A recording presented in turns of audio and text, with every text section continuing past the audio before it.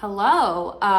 It's been a long time, as I promised in my last upload that it would be far and few in between, but it's that time again. It's been a couple years. I've had changes in my life that I want to talk about. I don't know. I think I even said this. I haven't watched the last video in forever, but I think I said in this last one that it's like every once in a while I get like a craving to like shoot a video and upload it and like explain to this diary of a YouTube channel now that, things have changed and what I'm up to. I'm almost 35, guys. Like, that is insane. I quit YouTube full time when I was 30, and I can't believe I've already made it like basically half a decade not being a YouTuber and kind of working behind the scenes and just living a completely different life than I lived in all of my 20s. And equally as great, just very different. And I think that a lot of people, picture their lives going a certain way. And I remember when I was really young, I had a hard time picturing what my future was like because I think that I knew I didn't want a future that like everybody had. And I didn't want to go to college and I didn't want to get married young and have kids. And I kind of just always assumed like that would come later, like the desire to like have kids and settle down and all that stuff. And it just, that part like never came. And I finding myself in a life where I was very like career focused and pursuing anything that fulfilled me in like a work sense. But of course, okay, I live in Koreatown in LA, and I live a little high up and I can see people on the roof. And you can't see, but I can see a bunch of rooftops over there. And there's a group of youngins that are on the roof with like a Razor scooter maybe, and they are scooting across the roof, and that looks terrifying. And just speaking of age and old people, I feel very old right now, and I'm looking at the youths and I'm scared for their lives and safety. So anyway, also got diagnosed with ADHD this year, obviously, but who hasn't? Let's be real. I started to like follow this career path of like, I quit YouTube, went through that like super dark time that I think I've definitely documented on here at some point, pulled myself out of that place, started to work at that company Jelly Smack, pursued a career there in like sales partnerships, did that for almost 4 years. And then I left that job. I'm currently at a new one, which I'll explain a little bit down the line. It's not the point, but I've kind of just learned that I find a lot of fulfillment in the work that I do. And I don't know, I wouldn't classify myself as like a workaholic. It's not my MO. But I do find a lot of fulfillment in my work. And so I think that that's been an interesting journey for me to learn about. And I think that a lot of times women really get looked down upon for having like ambition in their careers, and it's kind of like a you can't win situation, because I think with like inflation and the way the economy's been going and whatnot, like a lot of women who would prefer to be at home raising kids and like not having to work are finding themselves in spots where they kind of have to work. Capitalism, like inflation, everything, like they have to. And yet then when they start like pursuing a career, whatever, it's like then they get judged for not like being at home with the kids as much, or like, oh, like you don't want to raise your kids, like someone's got to be home with them. Like this, you just see all these like judgments from people, and like as a woman it's kind of like a lose-lose situation. But one thing that I've realized for me that I don't know that I've talked a lot about, I think I've maybe done a video at one point talking a little bit about this, but I've learned that like I definitely don't want kids, which is it's a very, very comforting thing to realize. But it's also interesting because I get a lot of backlash from people, whether it's judgment or just straight up like gaslighting, where, okay, gaslighting is not the right term and I should stop using it so flippantly when it's actually not what's happening. But people will just try to make me question my decision and be like, oh, like, what if you regret it? Like, and I'm like, yeah, well, what if you regret having kids? I'd much rather wonder down the line, maybe I should have had kids versus I had kids and I shouldn't have, because now you have living human beings that you might regret having, and that situation just seems worse to me. So that's something in my 30s that I've kind of just felt really relieved to have peace of mind that like I know that that's the decision for me. And I always say that like I'm open to like a family. So if I start like dating someone who has kids, or like stepchild situation, like I'm okay with. I'm at peace knowing that like I don't want to be pregnant and I don't want to give birth, and like I don't want to like raise an infant. So that's just something that I feel like in my 30s is just started to become like more and more solidified. And I think that I've also started to realize like in my 30s, if I'm not going to have kids, then I really need to invest a lot of time into my relationships in my life. So, no, and I don't mean like dating. And of course, like I'm trying to date, but like this millennial dating pool at this age in this economy, I'm just kidding, it has nothing to do with the economy. Dating has been hard, but it's because I've like just also learning a lot about myself in therapy when it comes to like dating and stuff. And it's just been so eye-opening and healing. And over the last few years, I would say that I've grown so much in that area in my life, but almost a little bit too much, where I'm like, you know what? Like, I'm okay if I'm not dating someone, which makes me, as an introvert, even less inclined to date, because I'm like so comfortable with myself and just being alone, and I don't have that like mental or biological clock like motivating me to find like a spouse to have babies with. So who knows? Anyway, I just got very tangential there. One thing that I have learned is like my relationships, as an adult, they're only going to get harder to find as you get older, and like somewhat harder to maintain, because people are going to get married, have kids, move away, have all-consuming jobs. Like life happens, and it doesn't get easier as you get older to like maintain those relationships. You would think that with like technology and stuff, like yes, like a little bit, because you can have group chats, you can Zoom, you can FaceTime, but like it doesn't replace like that in-person time with like your friends and connecting. So I have been trying to be more intentional about spending time with the people in my life that I do love and care about and like. And I've been taking my relationships like really seriously and trying to show up in them in a way that like I don't think I did when I was younger in my 20s. And I think like, whether it was trauma or fear of closeness with people and intimacy and vulnerability and like all of those things that get brought up in deep, close personal relationships, I've kind of run from a lot of times. I think that I always felt very comfortable with like surface level friendships and being around people like that. Not people like that, but I always felt comfortable keeping people at bay. And that's something that I used to think I didn't do, because I tell stories very well and I'm very engaging and I'll be very friendly at like an outing and chatty and whatnot. But I think a lot of my relationships growing up and in my 20s like lacked a lot of depth. And there's definitely some friends I have now that I would say I have had for a really long time that do have depth to them. But I would say in general, a lot of my relationships like didn't have a lot of depth. And so that's something I've just really been working on in the last few years. And it's really rewarding, and it's hard. It's not easy. It's, getting rid of those like people pleasing tendencies and saying the hard thing, having the tough conversation about something someone's done that's bothering you, or being receptive to somebody, a friend who has a problem with something you've done or said or not done, and taking that feedback with stride, shutting down. I would say that's something I've kind of learned. And I would say as I'm getting older so far, apart from a couple years right after I quit YouTube when it was really tough, like things are getting, like I'm happier.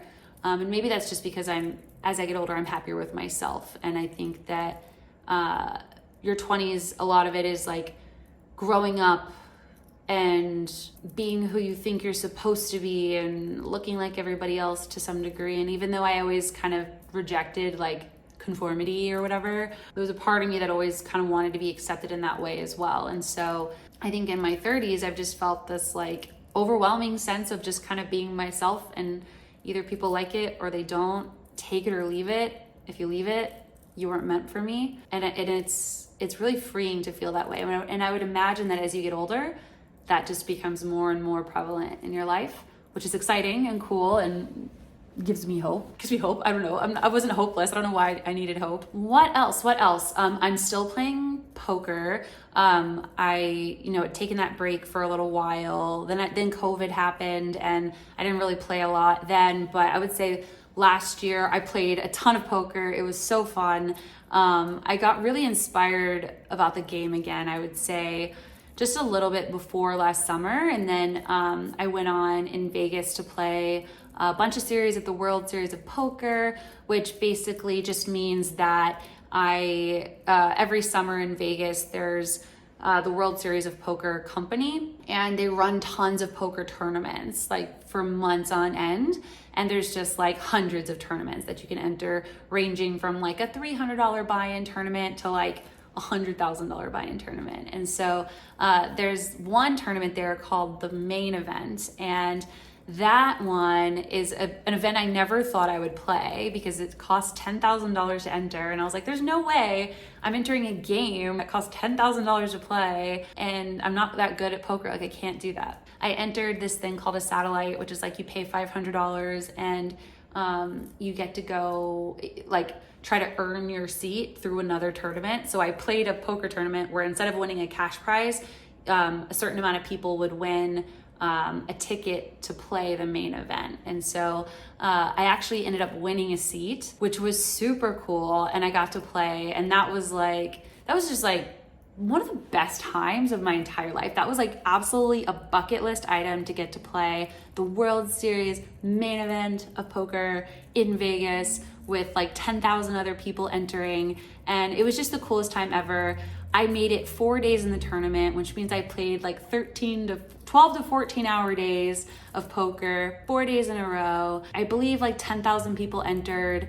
I got like 800th place or something like that. I cashed for like $25,000, which is freaking insane and the most money I've ever won playing poker by far. And then I did well in some other tournaments as well that summer. So I just had a really, really good summer last year playing poker. And then I came home and then I didn't cash like anything in the winter time. I ended up playing a bunch of the winter. I did another series and I cashed like little bits, but like I didn't have any good deep runs in anything and I lost a bunch and I was like, I hate poker, I suck at poker. I don't suck at poker, I could use some practice and I need to study more. This year in January, it's only been a couple weeks, but I've already started studying more in poker and just really trying to, take it more seriously, especially when I had a year like I did last year where I'm like, look, I have like what it takes. I have the grit. I had the knack for poker. I just need to really start to fine tune. I studied a bit last summer as well and I found that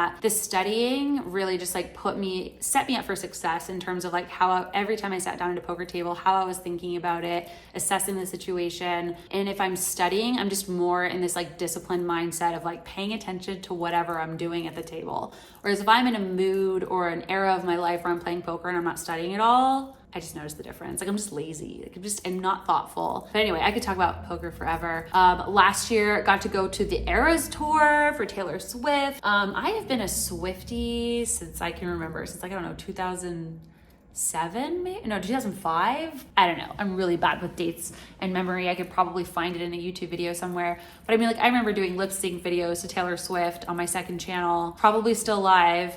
This was a big year for Swifties. All the last 2 years, like all the re-recordings, it's just kind of like made my Swiftie heart like just come alive. Like I think we went through this era where like nobody was liking Taylor Swift and I felt like this nerd who was like always having to like stick up for her and be like, come on guys, like you're assholes and misogynistic and the media is like tearing her down, but like I still love her. And I was fighting the good fight. Like I stand Taylor Swift and I always have. I've never had a moment of doubt. For me to see her be like on the top of the fucking world right now, it is so fun and exciting to see her just crushing it, and like it warms my soul. And I said my one prediction for this year in 2024 was that Travis Kelce and Taylor are gonna get engaged. I never make predictions like this, but it just feels like the right one for her. Can't describe it.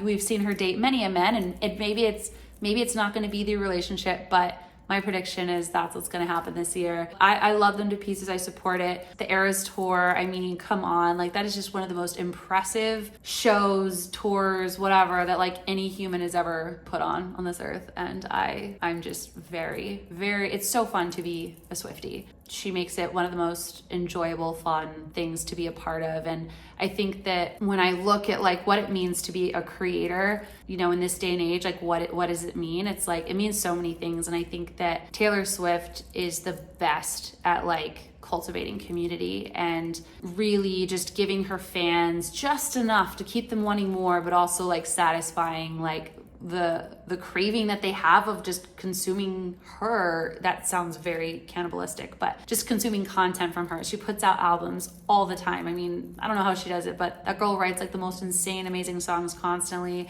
She never ever stops. And now she's on tour. And like, I mean, God, we'll probably get another album sometime in the next year from her. It's just crazy. So anyways, there's some big things that have been in my life. Poker, Taylor Swift. I mean, that's pretty much all I'm up to these days. New dog. Unfortunately, Beta and Kappa passed away, I think, since my last video. Kappa definitely, I think Beta was in that time frame as well.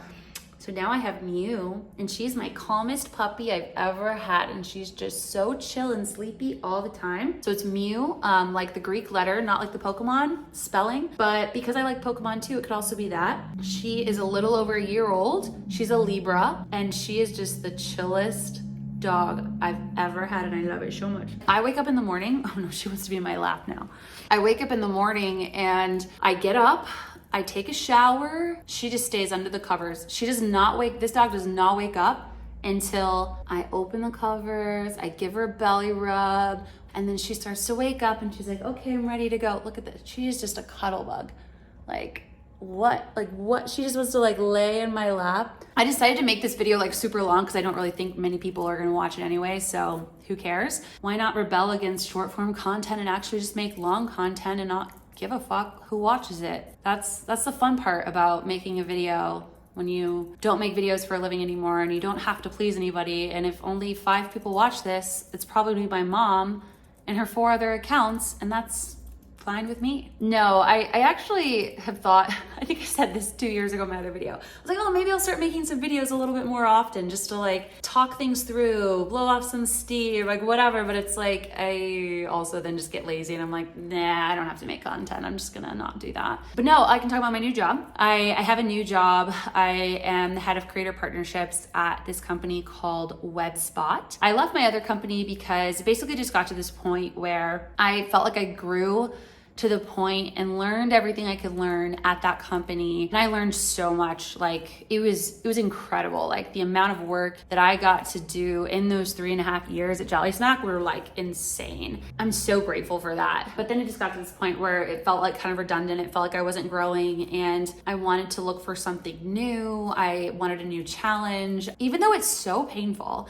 and it's so hard to start things from the ground up and build, there's something about it that I like. It's a theme in my life, whether, you know, it was YouTube that I started from the ground up, just grinding away when it was really hard and no one knew what they were doing, to, I don't know if you guys remember Daily Booth, like that was a social media startup that I helped with back when I was 18. That was the ground up. We had 0 users and I helped build them up to 1 million users, just with me and a couple of my friends, because we were passionate about that social media platform. Poker tournaments, and how, you know, everybody, you may or may not know this, like starts with the exact same amount of chips. It's like a really small amount of chips.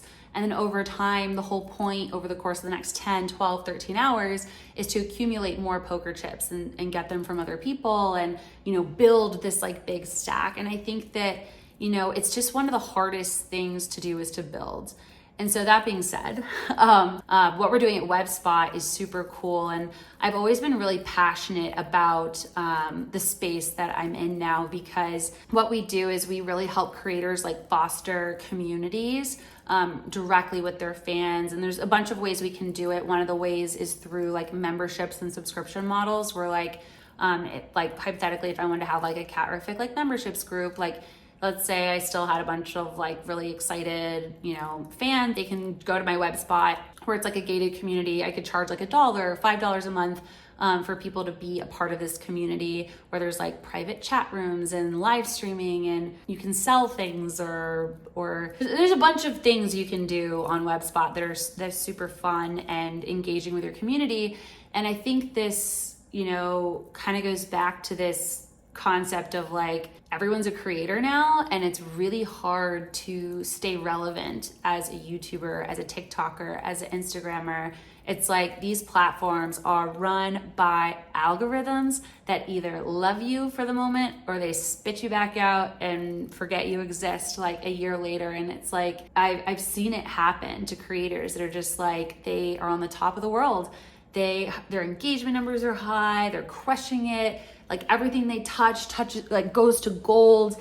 And then, someone new comes along and the algorithm is like, oh, this new person, we like this new person. We're going to give that new person all the attention because they're just getting a lot of likes right now. And this other person who used to be popular just doesn't really matter anymore. It's just a numbers game. It's data, it's numbers. It's not personal, but it feels personal when you're a creator. And so I think that the reason I was drawn to the company that I'm at now is because there's this element of like, you get to have this direct relationship with your fans, direct communication. There are no algorithms, no competition of like whose content's gonna get pushed to your feed. There's just a landing page. It's like your landing page, your website that has like all the functionalities to like communicate with your fans that you have created. And you don't have to rely and hope and pray that like the algorithm pushes your content. Part of my job is finding creators who value those things that I was just talking about, getting them on board to use the platform. I feel like, 26 minutes into a video